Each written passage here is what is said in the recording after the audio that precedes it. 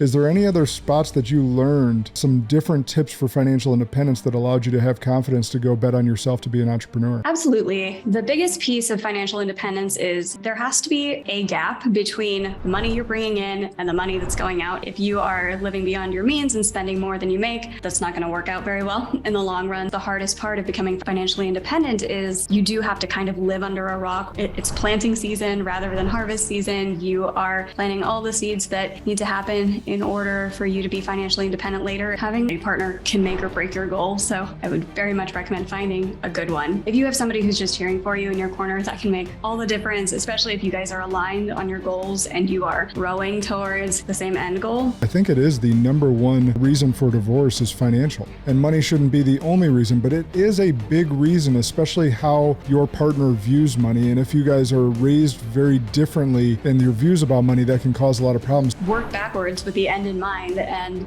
instead of just saying, okay, so what do we want to do tonight? Planning further ahead than that and saying, like, what are our goals? Do we want to live in a city? Do we want to just buy a house right away? Like dogs, kids, all of that. Having that kind of vision for what you want your life to look like. Figuring out what you're willing to sacrifice now so that you don't have to sacrifice later.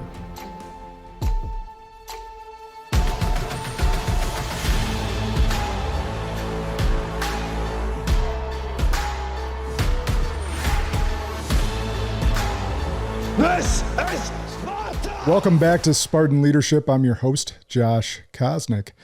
And with me today, she travels the world damn near for free, might I add, and shares the gift of award travel to travelers worldwide.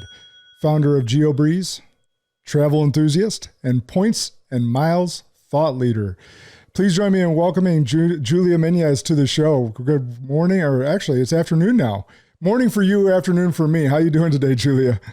I'm doing well, Josh. Thank you so much for having me on the show. You know what? No, you're very welcome. And I was thinking about our conversation today. Our friend Rich put us in touch. But I think that one of the questions that most people ask going into business or have been establishing a business presence over the last couple of years, let's say, one of the questions they always ask senior entrepreneurs is what type of credit card they should own. And so I get asked that often, and I know you're going to say it depends. I know that, but that's one of the questions that's always asked. So before we get into your story, I was like, hey, let's start off right away with someone that knows what they're talking about on what they should do, what type of credit card they should own. So it depends on where you are with your business. If you are just starting out and you're like, I want the easiest answer ever, Amex Blue Business Plus is pretty good. You just earn a flat 2% everywhere. There's no annual fee on the card, and you earn 2 points per dollar up to $50,000 a year. So if you have less than $50,000 of expenses, single answer, Amex Blue Business Plus, super easy. If you are spending more than $50,000 a year and you're still like, all right, I just want one card, still just want this super easy, Capital One Spark for Business is pretty good. It earns 2x everywhere with no cap on how many points you can earn each year. And then from there, we can dive a little bit deeper down the rabbit hole. So people who like to play in the sandbox that I play in, which is the world of points and miles, we really like the Chase Ink business cards because a lot of them have no annual fee. Chase Ink Business Cash has no fee. Chase Ink Business Unlimited has no fee. Chase Ink Business Preferred lets you earn 3x on lots of special categories like shipping. So if you have an e-commerce store, very much recommend the Chase Ink Business Preferred. And so it just kind of depends what you're trying to do, how deep you want to get into the game. For people who are running a lot of ads in their business, Amex Business Gold lets you earn 4 points per dollar on your top 2 categories each month. And that could be ads for quite a lot of people in the entrepreneurial space. So those are some of the favorites. But then instead of starting with what card to get, I always recommend people work backwards and say, what exactly do you want to do with the travel? Why are you even getting into points in the first place? Is there somewhere that you want to go? And from there, working backwards to say, what airlines even fly that route? What kind of points do those airlines accept? And then using that to determine your card goals rather than what I call shiny card syndrome, where people will just start opening cards because they saw somebody talk about it on the internet. And before they know it, they have about 20 different piles of card points. And they're like, I don't know what to do with this. That's way harder to try to fit the card points that you already have with different currencies into a cool redemption, rather than just picking where you want to go and working backwards from there and letting that determine what cards to get. What I love about that is that you're basically utilizing one of Stephen Covey's habits of 7 habits of highly effective people, which is begin with the end in mind. So I love that piece of advice for our audience. And as I was thinking about today, we haven't had anyone on the show like you. And so I was excited about the opportunity to have this conversation, because these are questions that come up for entrepreneurs all the time. And so having an expert, someone that's navigated this, and for the audience perspective, Julia's found a way to travel to over 30 countries by the age of 30, something many young adults only dream of. And I want to hear about how you accomplished this from beginning to end, because I think that some of the ways that we discuss and questions I'll have along the way will navigate some of those deeper paths that you talked about from the jump. So a few years ago, my husband introduced me to some personal finance blogs, and he's like, I think you're going to enjoy reading this. And he did not understand how much I was going to enjoy reading this and how deep I dove into the world of personal finance. Box. Oh, it was like Alice through the looking glass. I went crazy reading the personal finance blogs. I'm like, we need to become financially independent. We got to do all this stuff. And in a lot of the personal finance blogs, they do mention the credit card points. And when I first heard about, hey, people open credit cards, they earn points, they get to travel for free, I just thought, this is a scam. This is definitely a scam, and there's no way this is going to work. But I just kept hearing about it. And, you know, they say it takes like 7 times of hearing about something before you actually jump on it. So yeah. I was around there. And then we opened a couple of credit cards, earned the sign-up bonus points. And I said, all right, that was cool. We bought some plane tickets to Morocco in order to meet the sign-up bonus, just with regular discounted plane tickets. And about 20 hours before we were going to jump on that flight to Morocco, our tour guide, who was handling everything other than flights, he was handling excursions, picking us up from the airport, hotel, everything, transportation. He called 20 hours before we were going to get on that plane.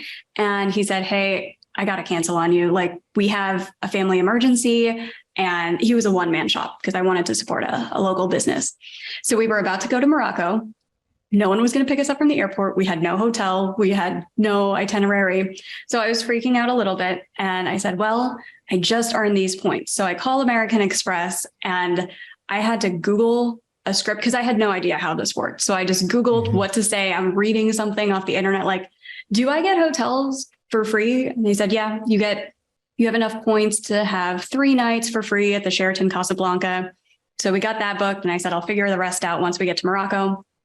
And once we're there, I have my little confirmation number, and I'm like, there's no way this is going to work. We're going to be homeless in Morocco. But then we get there, and they said, oh yeah, you get upgraded because you have status due to this credit card. You have free breakfast, you have free snacks at cocktail hour. And from there, I was pretty much hooked. And I just wanted to recreate this over and over again because we just didn't have to pay for that hotel. And as I dove deeper into the world of points and miles, I realized that to get a lot of points, you should get business credit cards because they have higher sign-up bonuses. They have higher spending category bonuses. And I thought, well, I should start a business. Not realizing you can actually qualify for business credit cards by selling on Poshmark or Facebook Marketplace or eBay, being an Uber driver. There's a lot of ways to get business credit cards.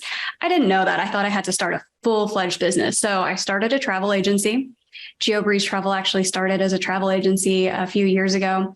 And I did not like being a travel agent. Every time I had a sales call or anything, I would just tell people, you know, you can get this flight for free if you just do the points thing. So I was a terrible travel agent. And the pandemic hit, and I said, this is my moment. This is a great excuse to just be like, the travel agency is not working out. The pandemic hit. No one needs travel agents. So I just closed that part down. But I had already filed all of the business paperwork. I had started the Instagram. I had done everything already. So I'm like, well, let's just make content about what I actually talk about on those calls, which is how to do this for free using points. And it's just kind of grown from there because I wanted to get a lot of the secrets of other people who were industry leaders in the world of points and miles. And it was the pandemic, so I was pretty lonely. We were all stuck inside. And I'm like, hey, do you guys want to jump on a Zoom call and just kind of hang out and tell each other our point secrets? And they said, no, that would be crazy. So then I said, what if I record the call and release it to thousands of people on the internet? And they said, oh, are you starting a points podcast? In which I replied, yes, I guess I am starting a points podcast. So that's just kind of how the Geobreeze Travel Podcast started. And it's blossomed quite a bit in 3 years. In my before time, I was an actuary. I did deep math, modeling the cost of healthcare and all of that. And now I do this full time. I talk about points full time on Instagram and YouTube and my podcast. And it's a bit of a dream come true. And it's super fun. That's awesome. So it really started with you just saying yes, because there are so many times you could have said no, including that time, like they're like, hey, are you starting a podcast? And that wasn't even your intent. But yet, when the idea was brought to you, you're like, well, yes, I am. So it's you saying yes to yourself because you had this idea and letting it blossom from there. So was there any other steps in that process? Not even necessarily with the points, but financial independence, because your husband introduced you to these blogs and these other places, and you were an actuary, so you enjoyed numbers. You had to, at least outside looking in, you would have to enjoy numbers if you go into the actuarial field before this. So then you get into this financial independence world, and points isn't the only piece of that. Is there any other spots that you learned some different tips for financial independence that allowed you to have confidence to go bet on yourself to be an entrepreneur? Absolutely. The biggest piece of financial independence is there has to be a gap between the money you're bringing in and the money that's going out of your account. If you are living beyond your means and spending more than you make, that's not going to work out very well in the long run. So you do have to have that gap between income and expenses. And we were naturally doing this already, my husband and I, because for 6 years, and a few of them even after I had graduated out of college, to become an actuary, I had to pass a lot of certification exams, and studying for these just kind of took over my life for 6 years. So we didn't really have time to go out to eat every night, to go on, I don't know what people do in their early 20s. I really don't. Going out to nightclubs or whatever people do.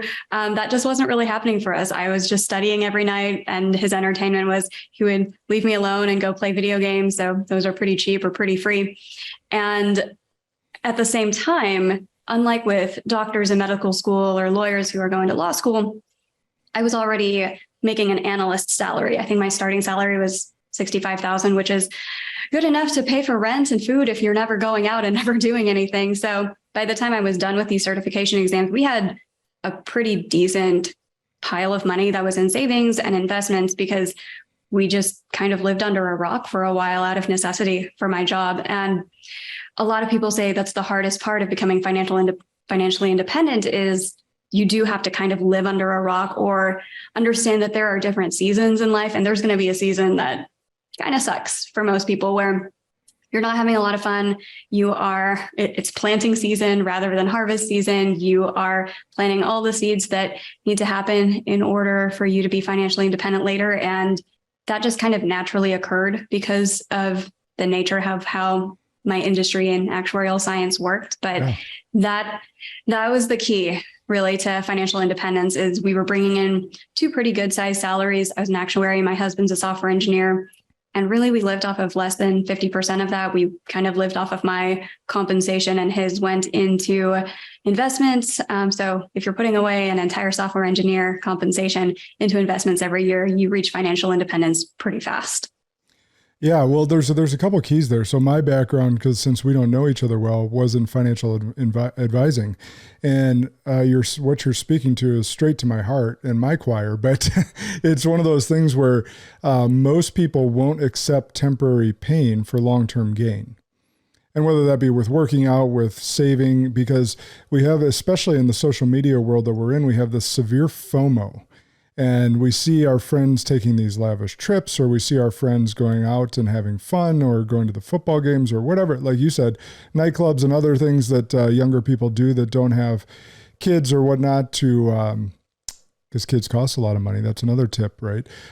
So it's being able to sacrifice some wants now and sock away some money so that you can utilize that compound interest as a springboard for future financial independence and at a much, much younger age. So you're speaking some major truths there. And I think that for the younger audience, and I got another question for the younger audience, you really should heed that, is figuring out what you're willing to sacrifice now so that you don't have to sacrifice later.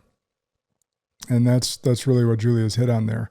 So speaking again to the younger audience is like, what advice do you have for the new college graduate or say an entry-level employee who has big and expensive dreams on the horizon?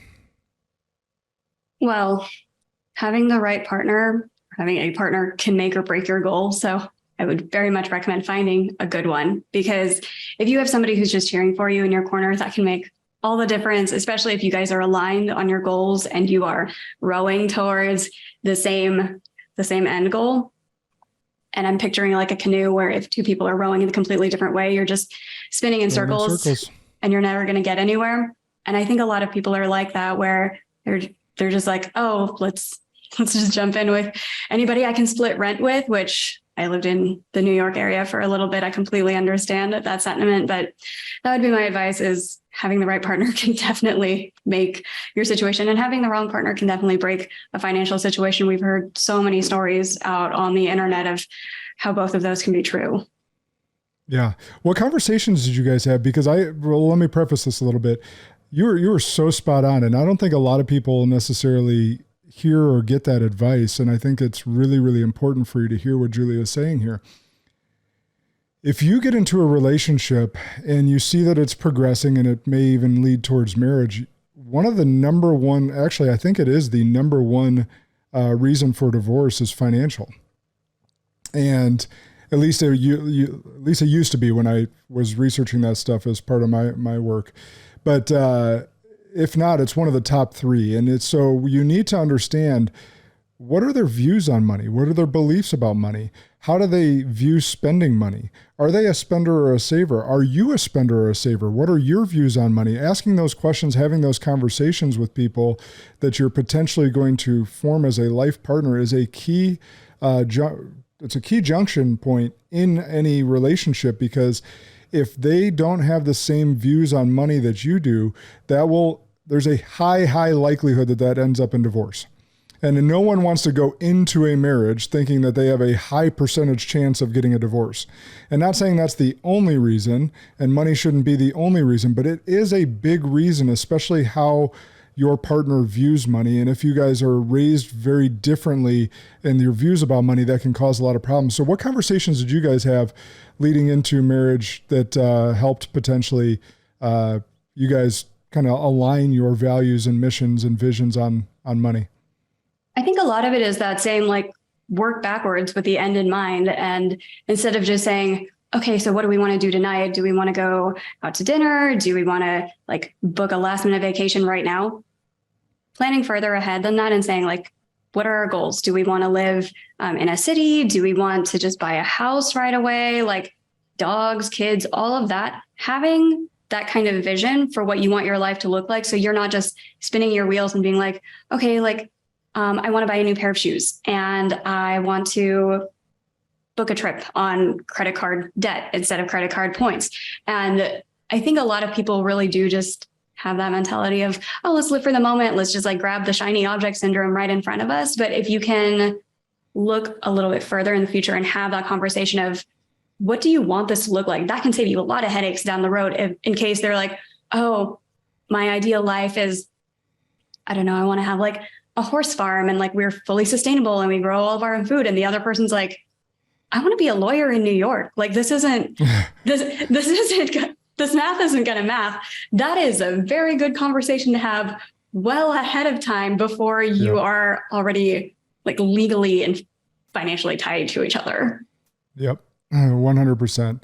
Begin with the end in mind, share your visions, share your dreams with your partner. And if there's misalignment, like, something's going to have to give if you're truly in love and if someone's really willing to sacrifice. But if there's things like that you're not, like, that's a great example. Like, I want to go be a big attorney in New York City, and the other person's like, I want to have a horse farm out in the country in the Midwest. Like, it's either someone's going to have to sacrifice there or that relationship's destined to fail. So those are great conversation points. How about if you guys, because it seems to be like you guys had some really good conversations where your husband saved his entire salary and invested, you guys were able to live on yours. What if someone wanted to spend on something extra like shoes, purse, a trip of theirs personally? What conversations would you have in that regard? Because I think that's where a lot of couples go awry or harbor some resentment, is like, well, you got to buy that and I didn't get to buy something, or you got to go there and I didn't get to go there. What conversations did you guys have that helped in that scenario?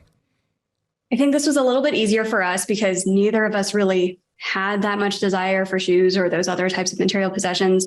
And I do think that it just helps to kind of strategize like, hey, what are those fun things that you want to have in your life? And really, just to be honest, if you're like, I want one of those closets where it's a walk-in closet and you just have shoes everywhere on the walls. Like if that's your vision for what you want your life to be, just be honest with somebody about that, whoever you're dating. If they're like, I would love to provide that for you. Or if they're like, that's insane, I don't want that to happen. Having that conversation early on will save you some headaches down the line. And so every once in a while, because we were like starting to see the investments grow, I was like, what do we want to do with this? Like, what's our rich life? Do we want like a second home, first home? Because we rent, we move a lot. So we like to try out different cities, and that's kind of our rich life, as you call it. But just having those conversations about like, hey, I would like to have in my ideal vision for our life, spending money for manicures or spending money for man cave, video games. I would like to go on vacation a lot. I would like to buy shoes and purses. Have that conversation ahead of time when you're like in a nice, relaxed state, not when you find an overdraft fee in your bank account and like emotions are already charged and high and you're just like, I never get to buy shoes. Like that's not the time to have that conversation. No, I agree.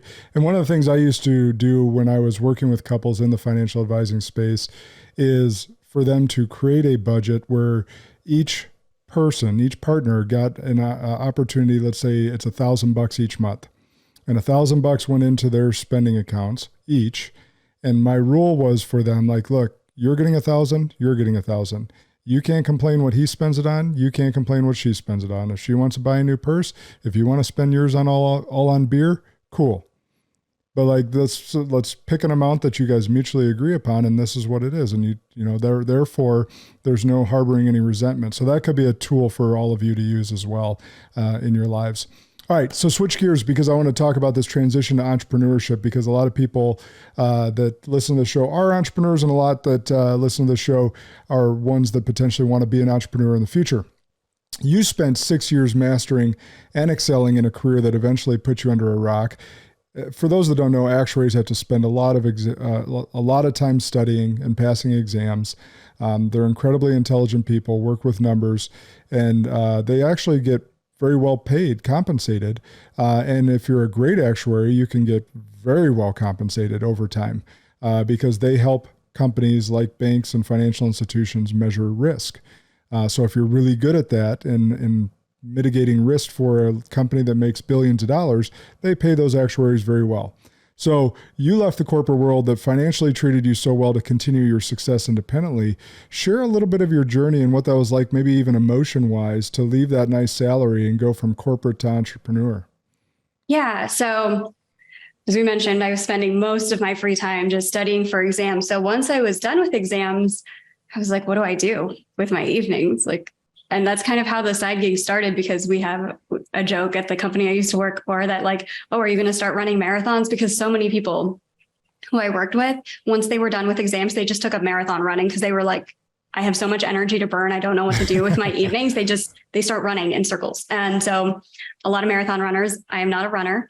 So I was like, well, I really like diving into financial independence blogs. I like talking about this on the internet. So I kind of just started doing this to fill my evenings because my husband was like, oh no, our lifestyle is like, I get a lot of independent video game time. You get to do your own thing. I leave you alone for studying. So I was suddenly like, let's spend every waking moment together. And that wasn't going to fly. So I had to get some hobbies.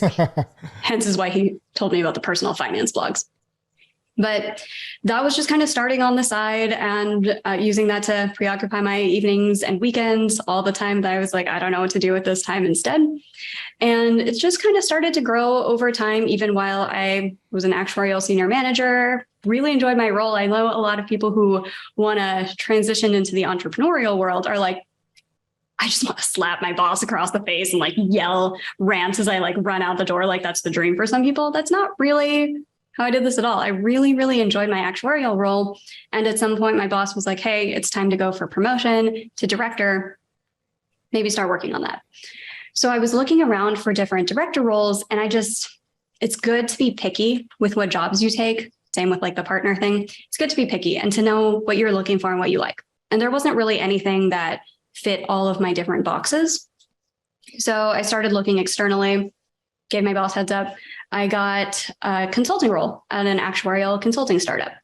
So left the corporate world to go to this startup, and I was bamboozled. In like 5 months. They ran out of money, and wow. I suddenly didn't have a job in 5 months. And I didn't panic because we were already financially independent at that point, had health insurance through my husband.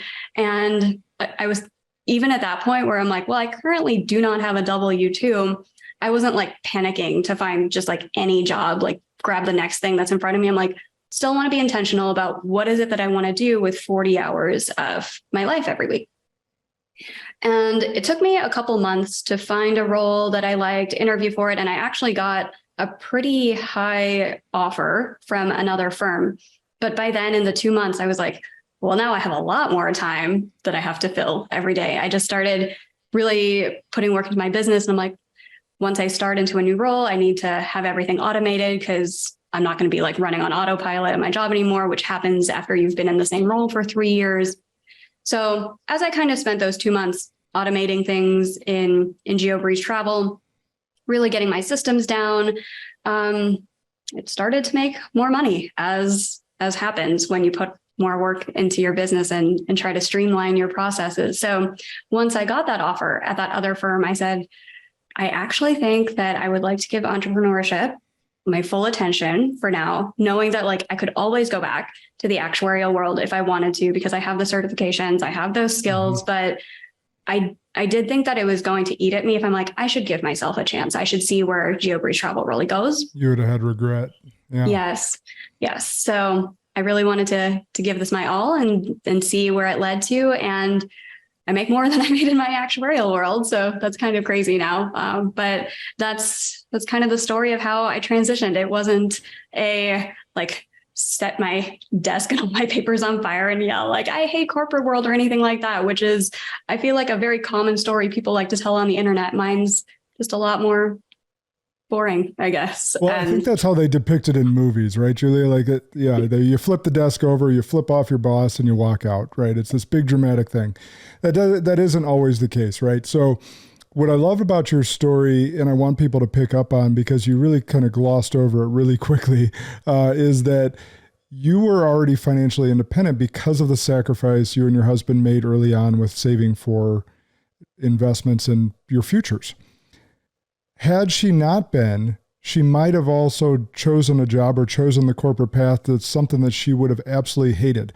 And how many of you have done that in your life where you chose something out of fear instead of hope, right? So a big important lesson, and for you to make some sacrifices early on in your life and become financially independent like Julia did, is so that you can make choices, smart and wise choices based on hope and the future and what your vision is versus out of fear and providing for your family. And so you take on a role or a job or two jobs because you have to provide, yet you absolutely hate your life at the same time. So I don't want people to miss that point, is what they did in the sacrifice early on in their life to become financially independent allowed Julia to strike out on her own as an entrepreneur. And now, of course, bet on herself and making more than she was as an actuary, which is not an easy feat. So congrats on your success. And I just didn't want anyone to miss that because you so humbly and quickly glossed over that point. So I know that your financial independence played this huge role in making yourself confident to make this transition. But if you had to go back and do just one thing differently, what would it be? So we always hear about like, oh, millionaires have 7 different streams of income. And I think a lot of people forget that that is not how most people become millionaires. That is something that they do once they become millionaires. So in the beginning, when I was starting Geobreeze, you hear about all of these different ways to make money on the internet. And I tried them all. I was like, okay, so we are going to do one-on-one coaching. We are going to do group coaching. We are going to have affiliate sales. We are going to have a Patreon. We are going to do sponsored posts. We are going to do podcast ads. We are going to model bags. Like I was one of those girls on the internet who like got paid to like talk about bags and suitcases, to unbox the bag. All of the different ways to make money on the internet that you see for like influencers and content creators. I launched a course. I've done all of it or most of it. And it made a good amount of money, but as you kind of scale, you're stretched so thin across all of these different verticals. And then things start to kind of like rack up either technical debt or you just can't give your all to the client. So that's going to slow down how many referrals you can get if everybody's like, oh, she delivered on like exactly what she promised instead of, wow, she went above and beyond. Like you don't have the capacity to go above and beyond if you are stretching yourself that thin because you're like, oh, well, somebody else made money on the internet by like jumping on this platform, or like, maybe I should develop an app, or all of these, again, shiny object syndrome.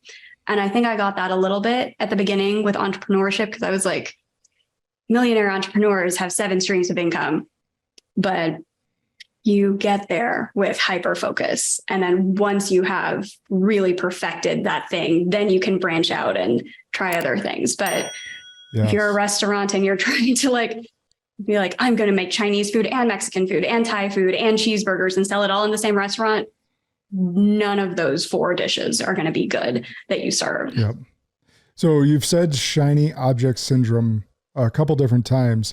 And if you break that down to an acronym, it's SOS, which is also save our ship, right? Which means you're in a shitstorm and you're in trouble and you need some help, some outside help. So I just thought of that since you've said it a few times. I'm like, SOS. Yeah, like that's not a good thing. It's actually a bad thing. So, all right, let's jump to where you are at today. Geobreeze, customized miles and points strategies for all. But as it relates to today's conversation, business owners worldwide. Introduce our listeners to Geobreeze, and you have a little bit already, and how you are helping business owners travel for free by using credit cards smarter. So a lot of business owners don't know that they can actually cover a lot of their travel just from conducting business as usual, putting their business expenses on the correct cards to maximize earning points. And most people in general don't know how to make the most out of those points once they're already earned. So sometimes we'll find business owners who are like, yeah, I've had the same Amex card for the last 5 or 10 years. I've got 1 million points sitting there, but I can only get $10,000 or so of travel out of it if you're using the Amex portal. And $10,000 isn't enough for what travel their company needs to do. So tip for everyone out there, don't just redeem your points through like the Chase portal or the Amex portal or the Capital One portal. You're usually going to get about 1 cent per point. Whereas if you transfer your points to the different airline transfer partners or hotel transfer partners, you can oftentimes get 4 or 5 or sometimes 10 times as much value out of each point. Make sure everybody, that's a big one. That is a big one. Make sure you lock that in. So what she just said there, sorry to interrupt you, Julie, but I didn't want them to miss that. That's so big. Is I have the Amex Platinum, and let's say I have 400,000 points on there. If I use that through my Amex concierge, or if I redeem them right through Amex, I'm only getting about 1 cent per point. If I take those 400,000 points and say, go to American Airlines because that's my preferred airline, I could get 3, 4, 10 times the points potentially. Yeah. And sometimes people are like, well, what if Amex doesn't transfer to my airline of choice? Like yours is American Airlines, and Amex will not transfer directly to American Airlines, but they transfer to about a dozen other partners. And this is where really knowing what airlines collaborate with each other and who's in similar alliances can really, really be useful. Because if you are a one world person, like you normally do American Airlines, then you could instead move your Amex points to British Airways, and you can oftentimes get the exact same American Airlines flight for cheaper if you book it through the British Airways website. If you're a United person, you can get the same flights cheaper by booking through Air Canada or sometimes Singapore Airlines, sometimes Turkish Airlines. If you are a Delta person, you can often get the same Delta flight cheaper, even if it's domestic, if you book through Virgin Atlantic instead, which is a UK company. So these are the more advanced strategies and tactics that we help our clients with, is how exactly to move around their points to get the same travel, but much, much cheaper points wise, so that you can get your points to stretch a lot further. So we help on the redemption side as well as on the earning point side, because let's say that you just have a regular cashback card for now, you're earning 1 point per dollar. If you wanted to get a flight that's 70,000 points or something, you would have to spend $70,000, which at that point you should just buy the flight.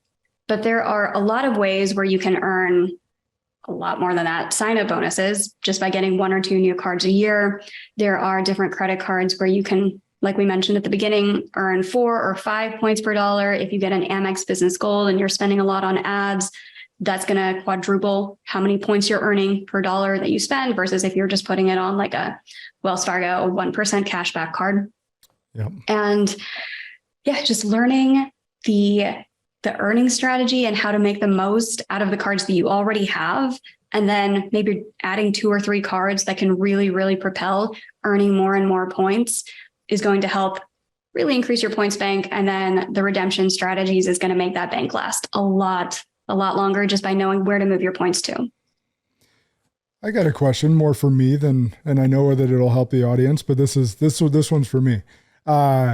Let's say you're a business owner and you've got the business cards figured out pretty well. There's always room for growth and knowledge, but let's say you got the business cards figured out, and whatever that preference is, let's say it's the Amex Platinum or the Amex Blue, like you mentioned, for the business owners just starting out.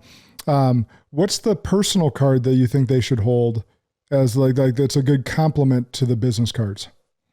So depends what exactly you want to do, because there are certain airlines where you can pool different types of points. I would always recommend, especially for beginners, starting out with points that have multiple transfer partners. So instead of going all in on Marriott or all in with United, get something like a Chase card or Amex points, get Capital One points, Citi points. Bilt is a credit card that lets you earn points on rent. So if anybody listening is a landlord, tell your tenants about Bilt, because they get points for paying you rent on time. Great way to get your tenants to pay you on time. Is Bilt BILT? BILT. Yeah.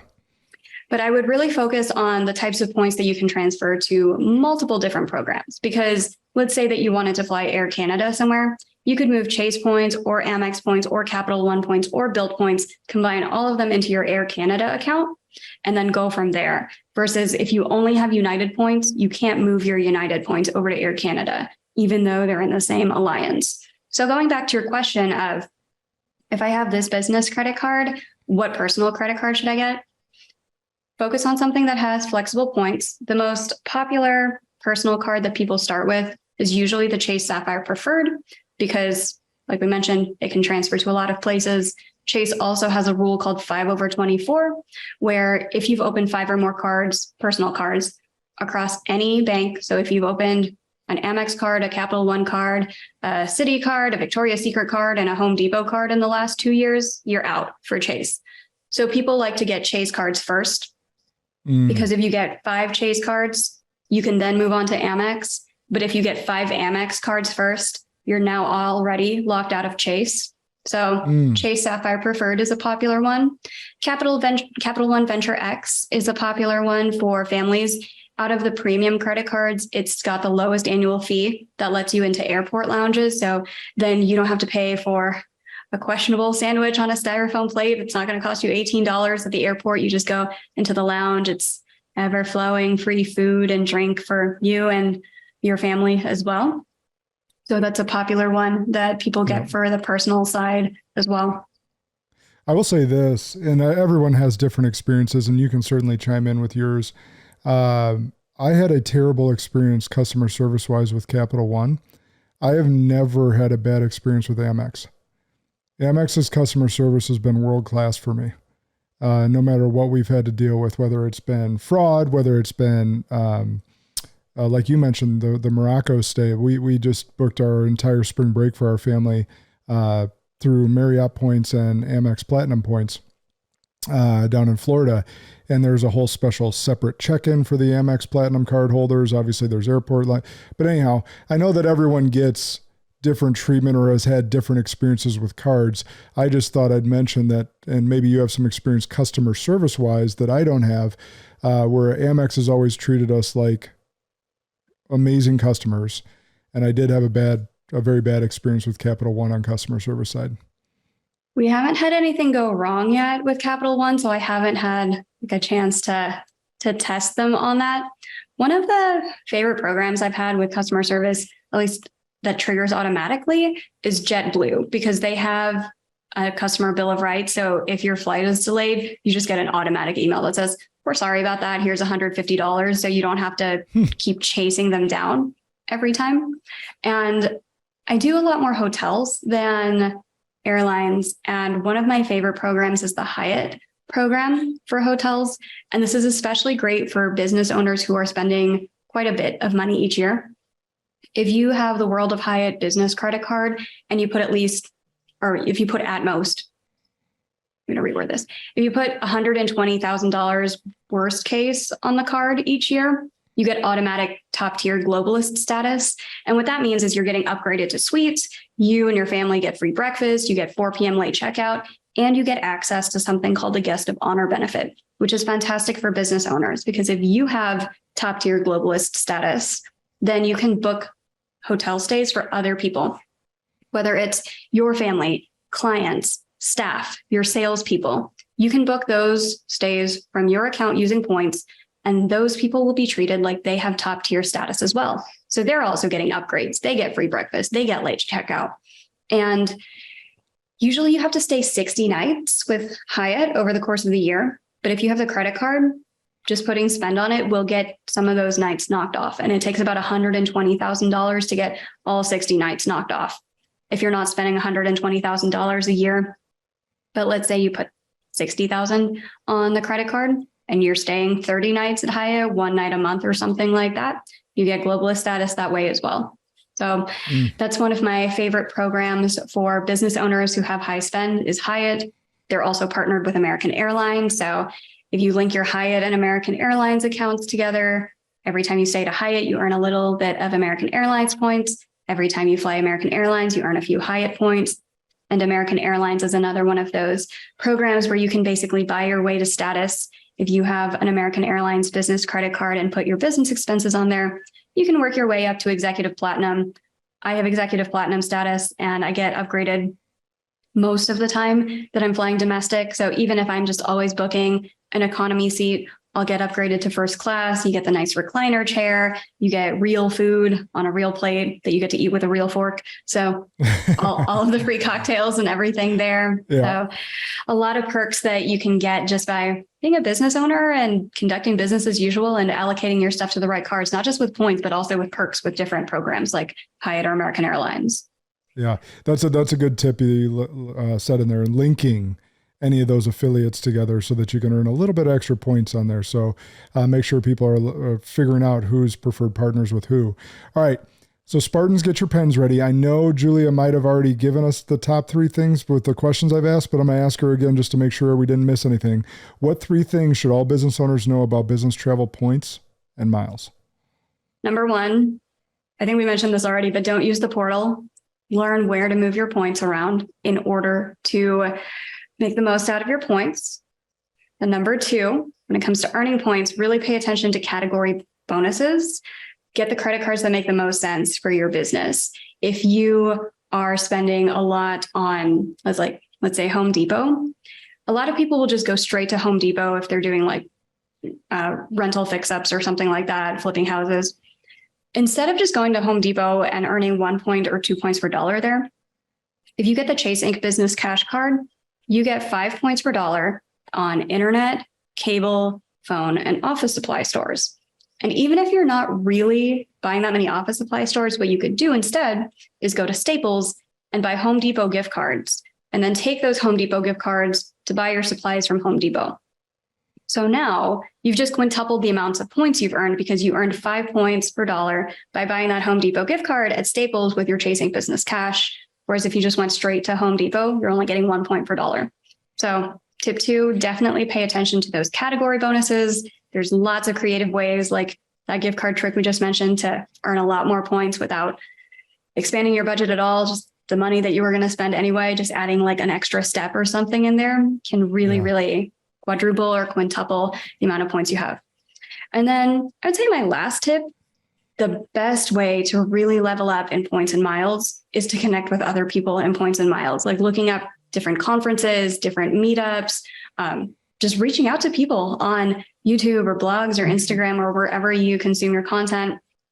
On my podcast, I've interviewed way more than 100 people at this point, and you can connect with all of them. They're all really nice. I vet them on my podcast, so you can ask them for their tips and tricks as well, because people specialize in different things. I specialize in helping business owners to earn and redeem their points. But if you're somebody who's listening and you're like, I really would like somebody who specializes in like travel with toddlers or something. I don't have toddlers. So I know a few different tricks there, like Air France gives you a 25% discount if you're booking a points ticket for kids between the ages of 2 and 11. Air Canada is the best airline for lap infant fees. I think they still only charge $25. I think those $25 are Canadian. So there are tips and tricks like that. But depending on what you want the specialization in, you can usually find somebody for that.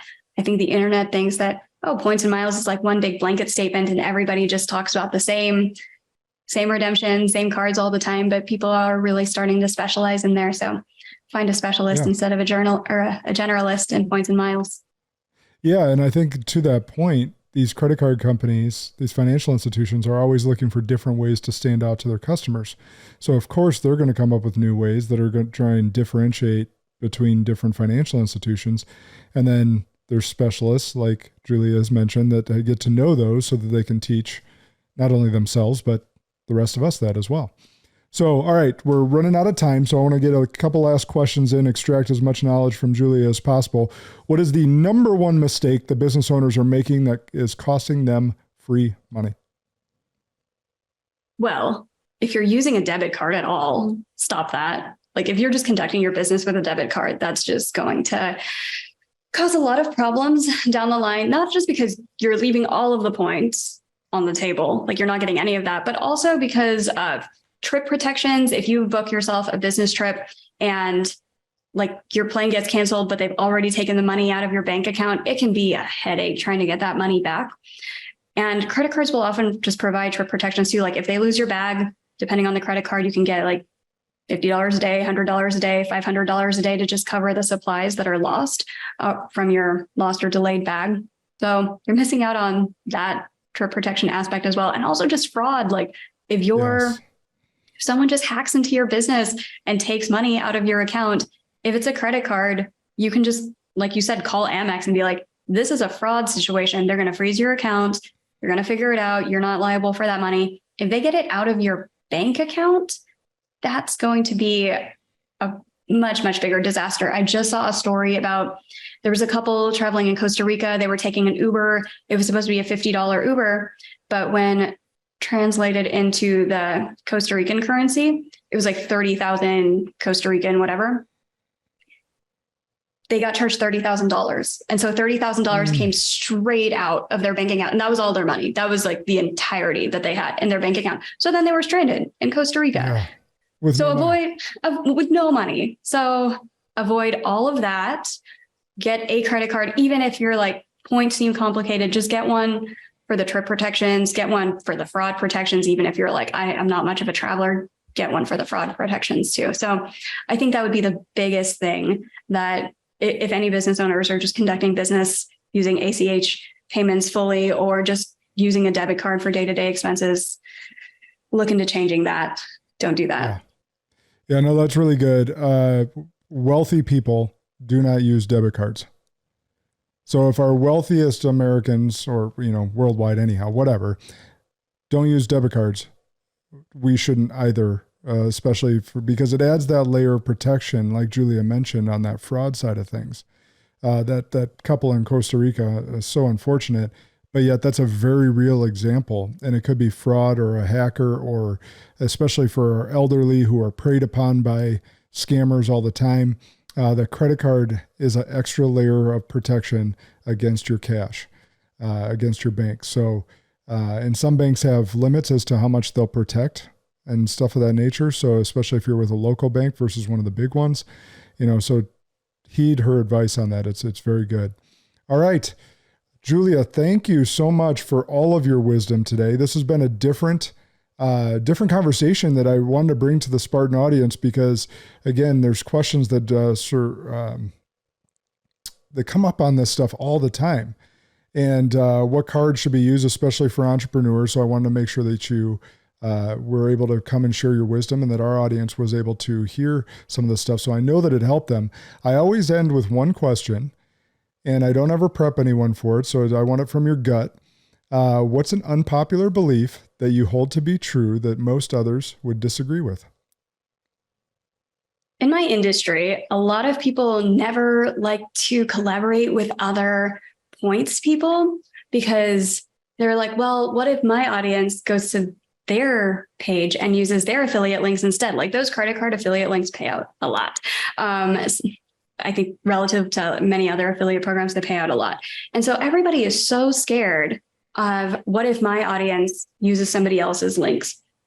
But I kind of game theoried it and was like, what if I just lean into like collaborating with everybody possible? And I think that's been very, very key to growing my audience, growing my channel, is just by featuring a different points person every week on the podcast and saying, hey, how do you think about these things? Do you have anything to promote? Go promote your course, promote whatever you have. And if it resonates with the audience, I can help them grow. I can help my audience find somebody who specializes in the particular style of points and miles that they are looking to do, rather than, those people when they like start dating someone, they're like, okay, now that you're mine, like you cannot look at any other girls. You cannot acknowledge that like other women exist. Like, some people conduct their business like that, and it's giving insecure, as they would say these days. So really leaning into the collaborations, even with people who you would deem as competition, because you can oftentimes find a lot of common ground, a lot of synergy, and maybe partner up to produce something that produces a lot of value for both of your audiences. Exactly. Yeah. No, I like that a lot, because what you're speaking to is living in abundance versus scarcity. There's enough business for all of you, and it's not going to take away from what you're doing, because your tribe is going to find you. The people that find value in you are going to find you in that regard. And speaking of, how can our audience, should they want to follow you or connect with you, do that? I am on most of the platforms. So I mostly hang out on Instagram. My handle is Geobreeze Travel. If you're interested in more in-depth, step-by-step tutorials for how to navigate the world of airline alliances and everything, that's on the Geobreeze Travel YouTube. For any business owners who do spend more than $100,000 a year, and you're like, I really want to learn how I can maximize this, earn more points, make the most out of my points, I do free consults there at geobreezetravel.com/intro call. Awesome. Well, thank you, Julia. Thank you for coming on today and sharing your wisdom with our audience. I know the Spartan audience got a lot out of this. Spartans, you know what to do. You share this episode, share with everyone that you love, because you know that they'll get something out of the knowledge that Julia dropped on all of us. Remember, the good and great are the enemies of possible. Lead like a Spartan today.